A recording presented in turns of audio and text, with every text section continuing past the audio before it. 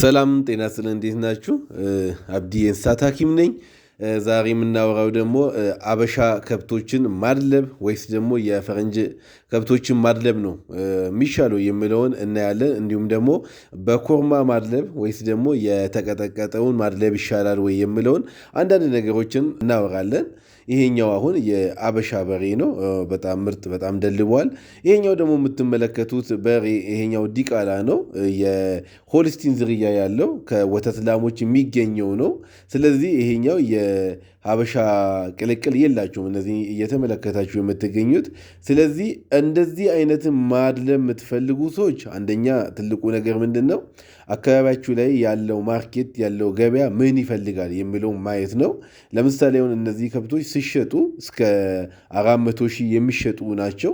ስለዚህ አንድ ሰው እናንተ አካባቢ ምናልባት ለዋና ከተማ ለሀገሪቱ ዋና ከተማ ቅርብ ነው ወይ አይደለም የሚለውን በደንብ ማወቅና መለየት ግድ ነው። ለምን እዚህ እናንተ አካባቢ ያሉ ሆቴሎች፣ ሬስቶራንቶች ምናልባት እንዲሁም ደግሞ ቁርጥና ክትፎ ቤቶች 400,000 ብርን አውጥቶ ላይጠቀሙ ይችላሉ። ስለዚህ ይሄኛውን ሪሶርስ የሚፈልገው ወይም ደግሞ የሚፈልገው የት አካባቢ ነው ብሎ በደንብ መለየት ግድ ይላል። ለምን ለምሳሌ እንደዚህ አይነት በሬዎችን ከአዲስ አበባ ራቅ ባለበት ቦታና ምናልባት ሰዎች መጥቶ ለመግዛት ማይመችና ቦታው ምቹ ካልሆነ እንደዚህ አይነት በሬ ካደለባችሁ በሬው እናንተ ላይ ነው የሚቀረው ማለት ነው። ስለዚህ አካባቢ ላይ መጠቀም የምትችሉትን አይነት በሬ ነው መያዝ ያለባችሁ።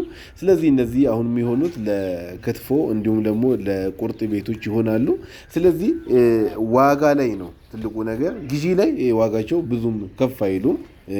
ሳይደልቡ በፊት ማለት ነው። ሳይደልቡ በፊት ዋጋቸው ትንሽ ነው። ከበዛ እስከ 110 ከሄዱ ነው።